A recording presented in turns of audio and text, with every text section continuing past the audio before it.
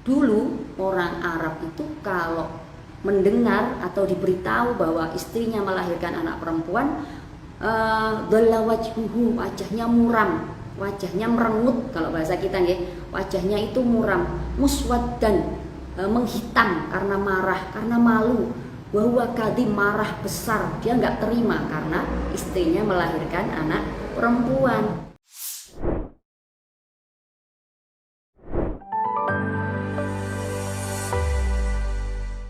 Assalamualaikum warahmatullahi wabarakatuh. Bismillahirrahmanirrahim.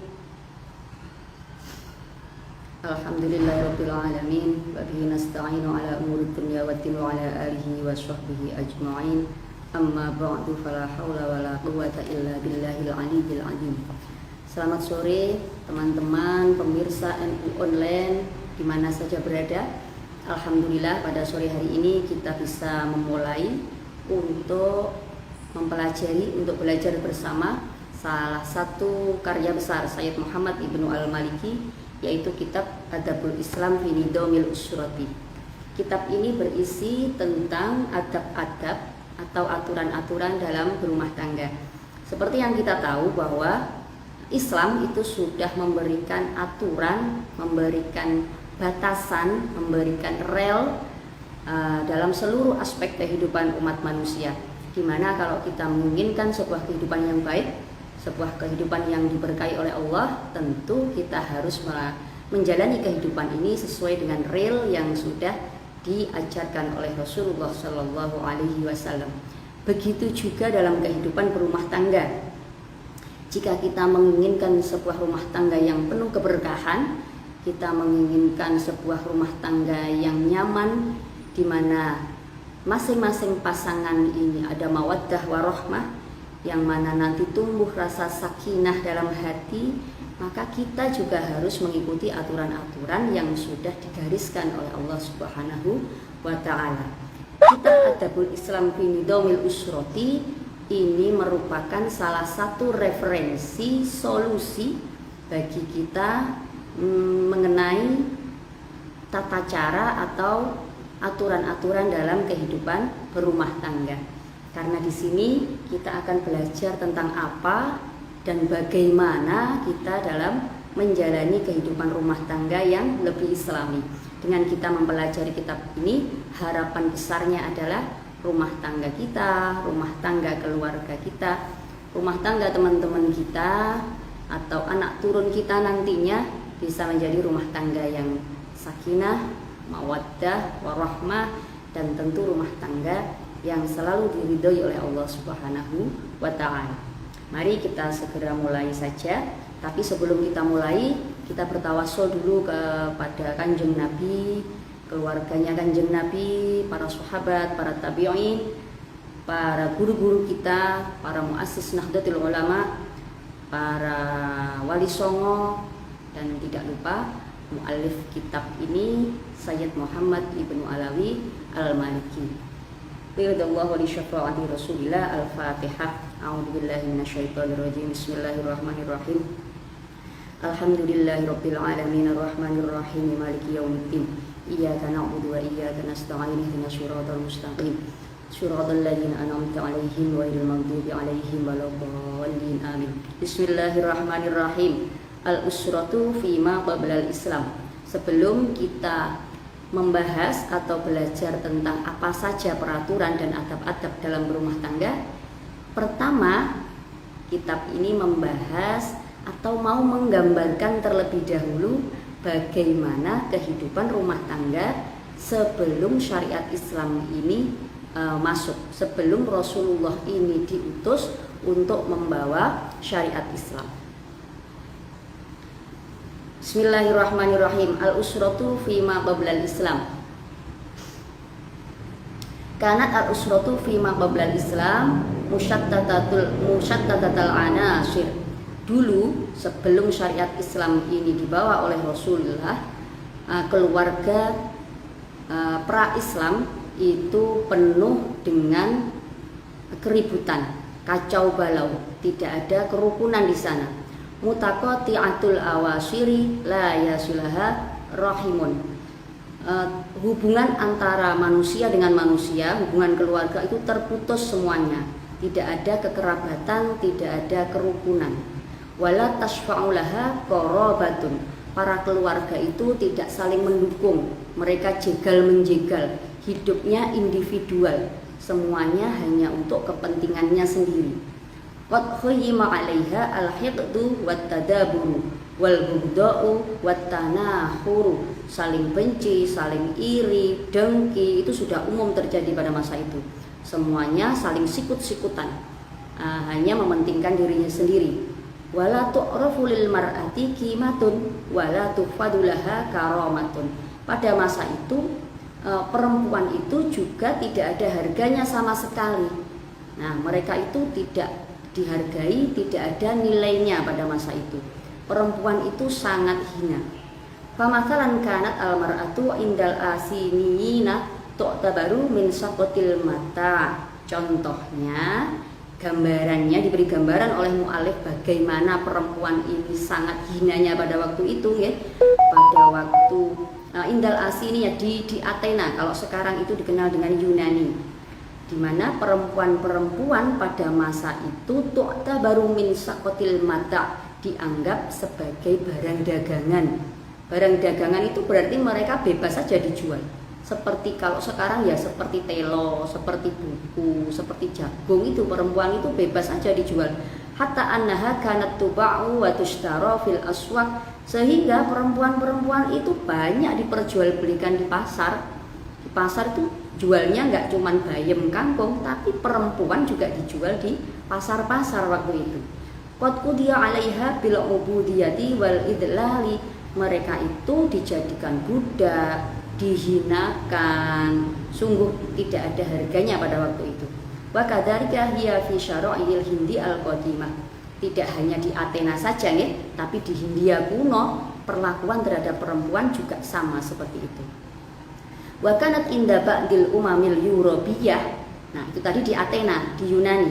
Kalau sekarang di Eropa, bagaimana orang Eropa zaman dahulu itu memperlakukan perempuan? Laisat laha hukukun syakhsiyatun fil milki. Perempuan pada waktu itu tidak ada atau tidak memiliki hak atas dirinya sendiri. Jadi perempuan itu tidak punya hak. Gak seperti sekarang ya. Kalau sekarang kan kita bebas menentukan, perempuan-perempuan itu bebas menentukan apa yang dia inginkan karena dia punya hak atas dirinya sendiri. Mau sekolah kemana misalnya, mau kerja apa, dia mau kemana, itu sudah bebas kalau sekarang. Tidak ada yang menghalangi selama tidak melanggar aturan, baik itu aturan agama maupun aturan negara. Tidak ada yang bisa menghalangi karena setiap manusia itu punya hak asasinya masing-masing, baik laki-laki maupun perempuan zaman sekarang ya. Tapi kalau zaman dahulu tidak ada. Perempuan itu tidak punya hak atas dirinya. Tidak ada hak atas dirinya. Jadi dia hidup dikuasai oleh orang lain, oleh laki-laki. Wa inna ma khuliqat li khidmatir rajul. Perempuan itu mereka punya anggapan, mereka punya pendapat, punya prinsip bahwa perempuan itu diciptakan untuk melayani laki-laki. Jadi terserah laki-lakinya itu mau memperlakukan perempuan itu seperti apa, karena dia memang diciptakan untuk melayani. Fala haqqa laha fi tamalluki malabisaha wala fil amwali allati taqtasibuha bi arfil jabin. Jadi perempuan-perempuan itu saking tidak punya haknya atas dirinya sendiri, sampai-sampai dia kalau bekerja pun dia tidak punya hak untuk memiliki kekayaannya atau hartanya tadi. Kalau dia bekerja ya uangnya dikasihkan sama, kalau nggak suaminya ya bapaknya, ya juragannya, seperti itu. Dia nggak punya hak sama sekali atas dirinya, tidak punya hak atas bajunya, atas dirinya, atas hartanya, itu tidak ada sama sekali. Amma indal Arabi, sedangkan kalau di Arab, faqad kanat muhtahinatan jiddan, lebih hina lagi, sangat hina perempuan di Arab waktu itu ya, pada masa jahiliyah. Hatta inna ba'dal Arabi kana yaidul banat. Orang-orang Arab, orang-orang jahiliyah pada masa itu banyak yang mengubur bayi-bayi perempuan yang baru lahir. Mereka tidak suka dengan perempuan, tidak suka dengan memiliki bayi atau anak perempuan.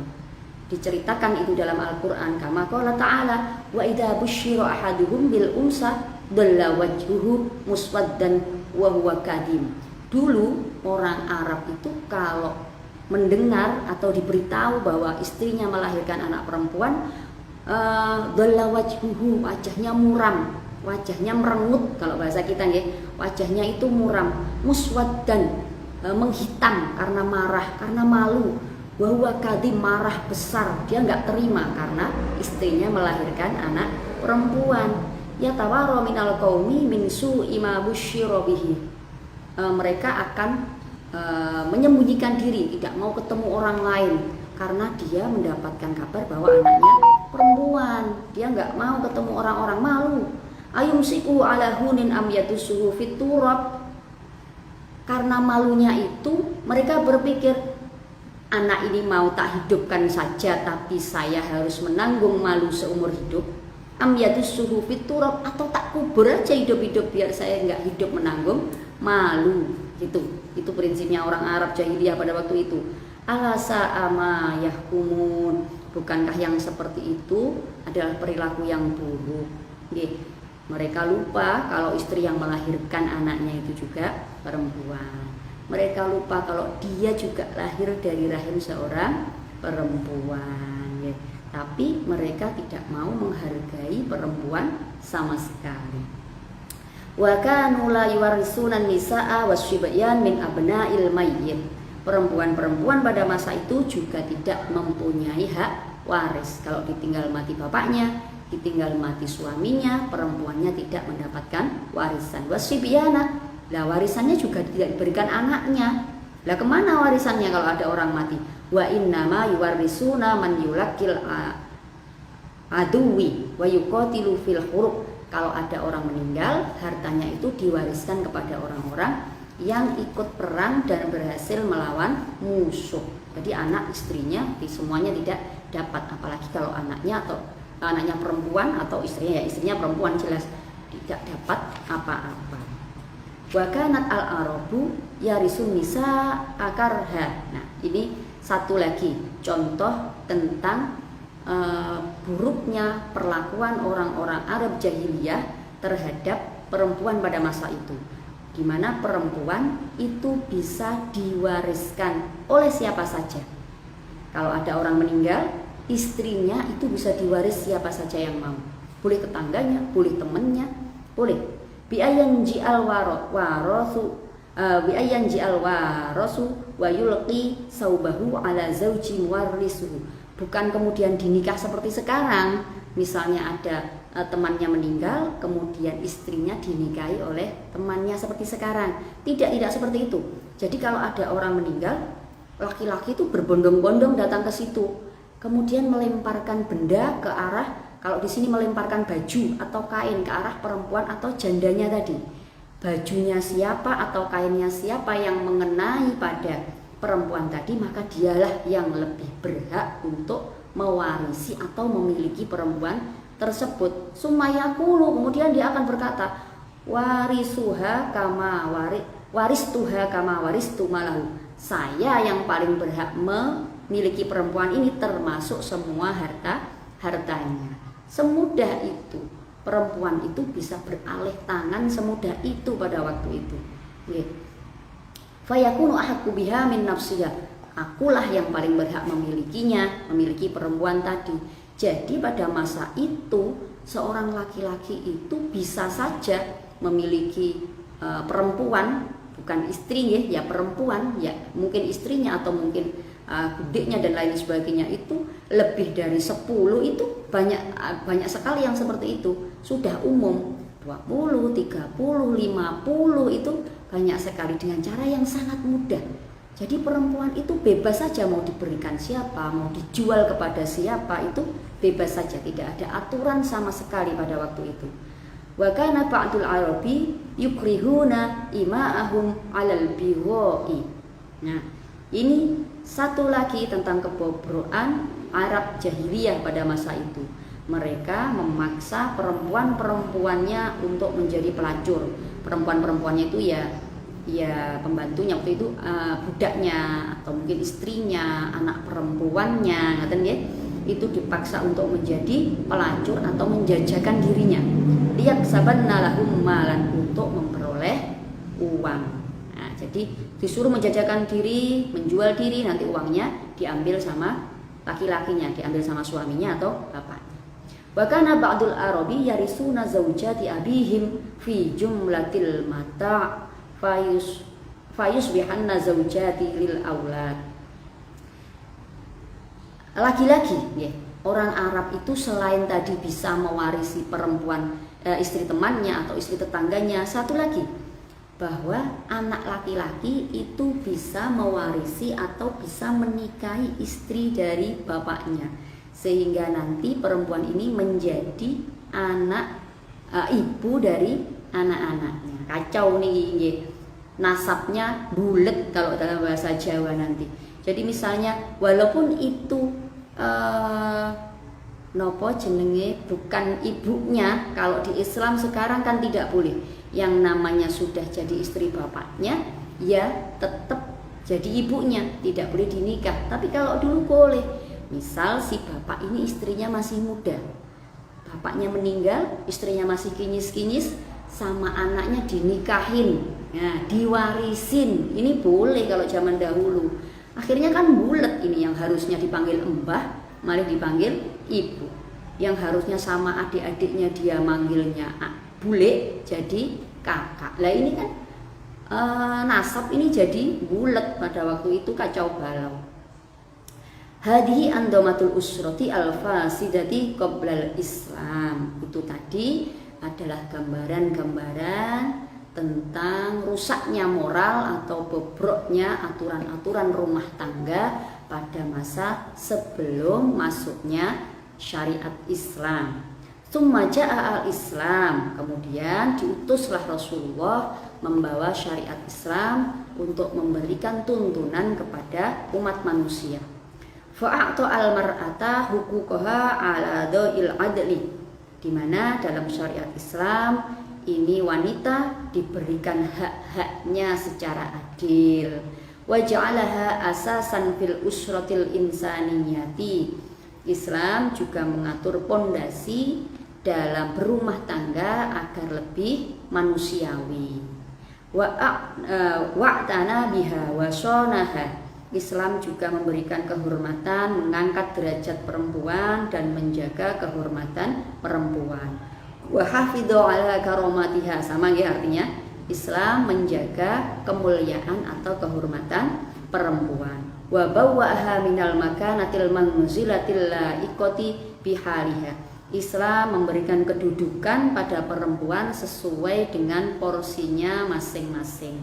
Wa syara'atu risaha. Islam juga mensyariatkan bagian warisan yang jelas kepada perempuan. Perempuan pun berhak untuk mendapatkan warisan dalam Islam. Wa bayyana huquqaha. Islam juga memperjelas hak-haknya perempuan, hak mendapatkan waris, hak diperlakukan dengan baik, bagaimana dia punya hak yang harus dia terima baik dalam rumah tangga, baik sebagai anak, kemudian dia sebagai warga negara dan lain sebagainya. Itu semua diatur dalam Islam. Faqala ta'ala lirijali nasibum mimma tarakal walidani wal aqrabun. Bagi laki-laki itu ada bagian yang jelas dari harta-harta yang ditinggalkan oleh orang tuanya maupun kerabatnya. Walin nisa'i nasibum mimma tarakal walidani wal aqrabun. Bagi perempuan pun itu juga ada bagian yang jelas dari harta-harta yang ditinggalkan orang tuanya maupun keluarganya.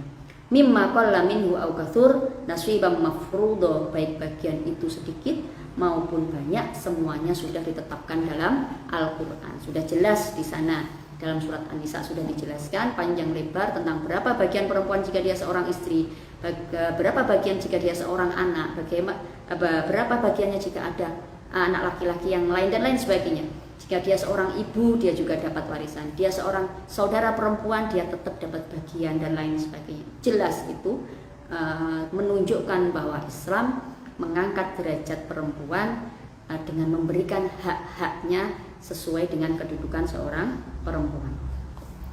Kama harrama al-Islam irsan nisa'i karha. Nah, selain memberikan hak-haknya tadi, Islam itu juga memberikan ajaran bahwa mewarisi perempuan itu hukumnya haram.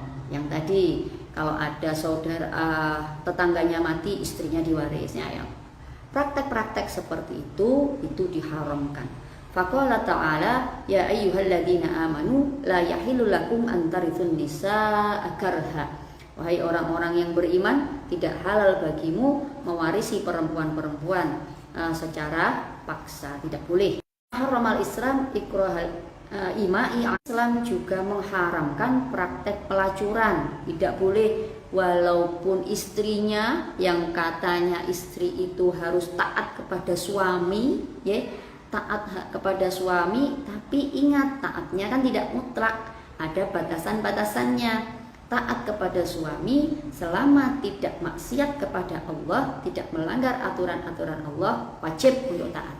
Tapi kalau melanggar aturan Allah, perempuan tidak wajib untuk mentaati. Termasuk salah satunya jika suami memerintah seorang istri untuk melacurkan dirinya, untuk menjajakan dirinya, maka si istri tidak boleh taat kepada suaminya, karena itu sudah dilarang jelas dalam Al-Quran. Wala tukrihu fatayatikum alal biwa'i in aradna tahassuna litabtahu aradul hayatid dunya. Kalian tidak boleh memaksa perempuan-perempuan yang ada di sekitarmu untuk menjadi pelacur atau menjajakan dirinya jika mereka in aradna tahassunan, karena mereka menginginkan kesucian. Litabtahu aradul hayatid dunya, di mana kalian menyuruh itu untuk mendapatkan harta atau mendapatkan keuntungan dunia, baik anaknya, istrinya, pembantunya, apapun itu, siapapun itu, perempuan-perempuan yang ada di sekitarnya tidak boleh untuk memaksanya menjadi pelacur atau menjual diri. Kamanaha an-nikahi zaujatil abai. Begitu juga Islam juga melarang anak itu menikahi istri dari bapaknya walaupun bukan ibunya, ya, seperti tadi bapaknya menikah kemudian punya anak, istrinya meninggal, bapaknya nikah lagi.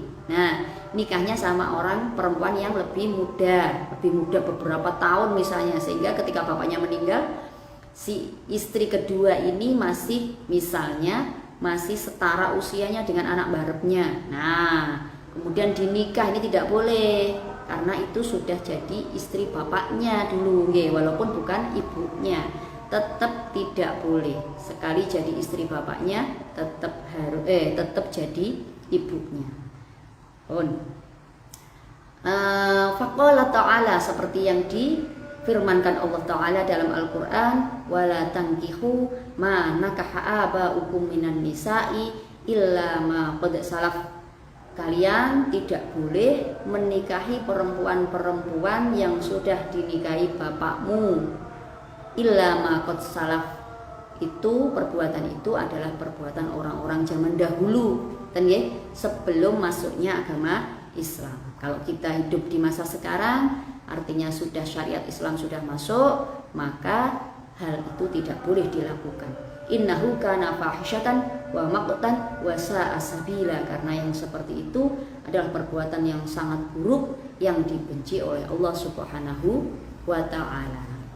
Teman-teman, itu tadi adalah muqaddimah dari kitab ini yang memberikan gambaran agar kita bisa membandingkan bagaimana kehidupan perempuan pada masa pra-Islam dan kehidupan perempuan setelah masuknya syariat Islam, apalagi di zaman sekarang. Tentu kita sebagai seorang perempuan pada khususnya, dan juga semua umat Islam pada umumnya, kita harusnya banyak-banyak bersyukur karena kita dilahirkan dan hidup pada masa sekarang, pada masa setelah diutusnya Kanjeng Nabi Muhammad Shallallahu Alaihi Wasallam, di mana kehidupan itu sudah rapi, kehidupan itu sudah tertib sesuai dengan aturan-aturan yang sudah dibuat oleh Islam, sehingga kita harus banyak-banyak bersyukur. Bagaimana cara bersyukurnya? Sebagai seorang wanita, cara bersyukur yang paling baik adalah dengan meningkatkan kualitas diri kita sebagai seorang perempuan, meningkatkan ibadah kita, meningkatkan keilmuan kita, memperbaiki akhlak kita, sehingga kita menjadi wanita yang benar-benar berkualitas, wanita yang mampu melahirkan generasi penerus bangsa yang hebat. Karena kita tahu bahwa perempuan itu adalah tiangnya negara. Kalau perempuannya baik, negaranya baik. Kalau perempuannya bobrok, negaranya juga akan hancur.